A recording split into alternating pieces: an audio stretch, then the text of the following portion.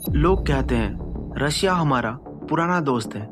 Weapons देते हैं, UN में स्टैंड देते हैं और क्राइसिस के टाइम साथ खड़े नजर आते हैं।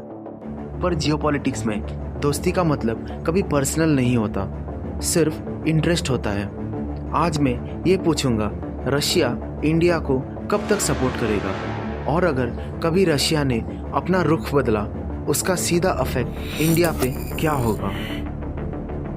इसे हमें पहले ग्राउंड रियलिटी से समझना होगा। पहले सच बोलूं, इंडिया की मिलिट्री हिस्ट्री में रशिया का रोल बड़ा रहा है।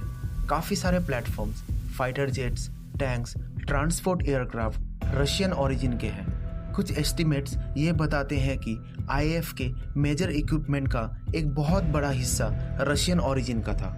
लेकिन जो इम्पोर्टेंट ट्रेंड है वो ये है, वो डोमिनेंस अब कम हो रही है।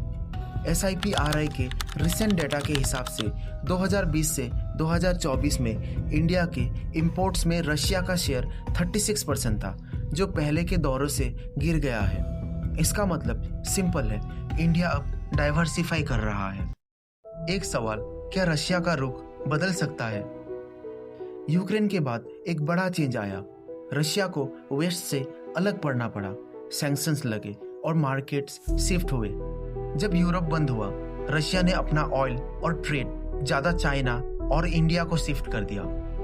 रीयूटर्स और ऑफिशियल स्टेटमेंट्स ने भी हाईलाइट किया कि रशिया ने अपनी सप्लाईज का एक बड़ा हिस्सा चाइना और इंडिया को रूट किया। अब जियोपॉलिटिक्स का सिंपल रूल याद रखना, जो जिसका ऊपर ज़्यादा डिपेंडेंट है उससे इन्फ्लुएंस ज़्यादा लिया जा सकता है। अगर रशिया का इकोनॉमिक या स्ट्रैटेजिक डिपेंडेंस चाइना पे बढ़ता है तो पॉलिटिकल डिसीजंस पर भी उसका इफेक्ट पड़ेगा।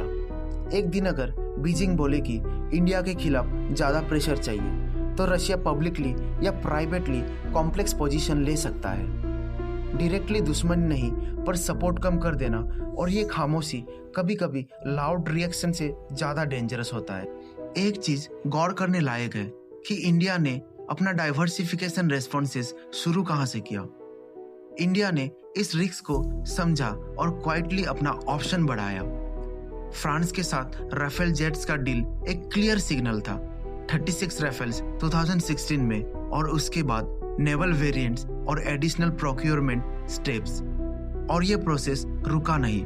रिसेंट ईयर्स में इंडियन नेवी के लिए 26 राफेल एम फाइटर्स को ग्रीन सिग्नल मिलना ये दिखाता है कि इंडिया सिर्फ एक टाइम परचेस नहीं, बल्कि long term diversification strategy follow कर रहा है। इसके पैरेलल इंडियन एयर फोर्स के लिए 114 मल्टी रोल फाइटर्स एयरक्राफ्ट का प्लान भी ओपन रखा गया, जहां फ्रांस का राफेल एक सीरियस कंटेंडर है। यानी मैसेज क्लियर है, इंडिया अपनी डिफेंस सप्लाई चेन को एक डायरेक्शन में बंद नहीं कर रहा। साथ ही यूएस इंडिया डिफेंस कॉर्पोरेशन भी स्टेडली डिपेंड हो रही है। Joint exercises, logistics sharing, defence industrial corporation, जिससे इंडिया का स्ट्रेटेजिक बफर बन रहा है। ये सब पब्लिक डॉक्यूमेंट्स और पॉलिसी एनालिसिस में क्लियरली दिख रहा है। और एक और लेयर है जो सबसे ज़्यादा इम्पोर्टेंट है, domestic defence push, make in India और इंडिजिनाइजेशन, ताकि लॉन्ग टर्म में किसी एक कंट्री पर डिपेंडेंसी कम हो। यहाँ मैं एक सवाल आप लोगों से पूछना चाहता हूँ, अगर रशिया पलट गया तो इमीडिएट इफेक्ट्स क्या होंगे? मेरे पॉइंट ऑफ व्यू के हिसाब से, अगर एक दिन रशिया का रुख इंडिया से शिफ्ट हो, सीधा इम्पैक्ट 3 जगहों पे दिख सकते हैं। Number 1, defence logistics and spheres. कुछ सिस्टम्स का मेंटेनेंस और स्पेयर सप्लाई स्लो हो सकता है। इसकी वजह से शॉर्ट टर्म रेडीनेस पे प्रेशर आएगा। डिप्लोमेटिक स्पेस, यूएन फोरम में इंडिया को वो सेम कवर या अंडरस्टैंडिंग ना मिले जो अभी है। किसी स्पेसिफिक वोट में न्यूट्रल या सपोर्टिव टोन ना मिले। Number 3, energy and trade leverage. अगर रशिया चाइना एक्सिस स्ट्रांग हो जाए, इंडिया को एनर्जी सोर्सिंग और ग्लोबल सप्लाई चेन्स में नए चैलेंजेस फेस करने पड़ सकते हैं। लेकिन एक इम्पॉर्टेंट बात, ये सब एक दिन में नहीं होता। ये प्रोसेस साइलेंट और फेस्ड होता है, और इंडिया के पास कुछ टाइम और ऑप्शंस हैं। अगर पॉलिसी मेकर्स स्मार्ट और क्विक रहें तो डैमेज मैनेजेबल है। अब सवाल ये है, इंडिया क्या कर रहा है इस रिस्क को कम करने के लिए? इंडिया सप्लायर्स डाइवर्सिफाई कर रहा है, फ्रांस, इजराइल, यूएसए, जिससे डिपेंडेंस रिड्यूस हो रही है। SIPRI डेटा भी ये ट्रेंड शो करता है। रशिया का शेयर गिर रहा है और वेस्टर्न सप्लायर्स का शेयर बढ़ रहा है। रशिया का सस्ती ऑयल से इमीडिएट रिलीफ मिला है, लेकिन इंडिया को लॉन्ग टर्म में डिफरेंट एनर्जी पार्टनर्स और डोमेस्टिक ऑल्टरनेटिव्स बिल्ड करने होंगे। रीयूटर्स और एनर्जी एनालिसिस ने हाईलाइट किया कि रशिया का एक्सपोर्ट्स चाइना इंडिया को शिफ्ट हुए हैं।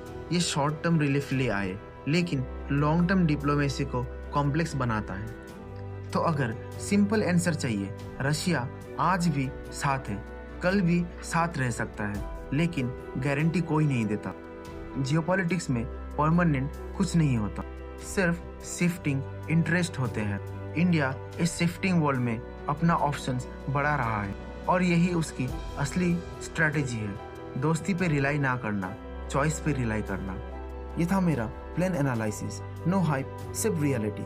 अगर तुम चाहते हो मैं इसी टॉपिक पर एक डीप डाइव एपिसोड बनाऊं जिसमें स्पेसिफिक टाइमलाइंस और एग्जैक्ट सिनारियोस बताएं, तो कमेंट करो डीप और चैनल सब्सक्राइब कर लो ताकि ऐसे ग्राउंडेड वीडियोस तुम्हें मिलते रहे। मैं हूँ पास टू पावर, यहाँ हेडलाइंस नहीं, ग्राउंड रियलिटी समझाई जाती है। जय हिंद, जय भारत।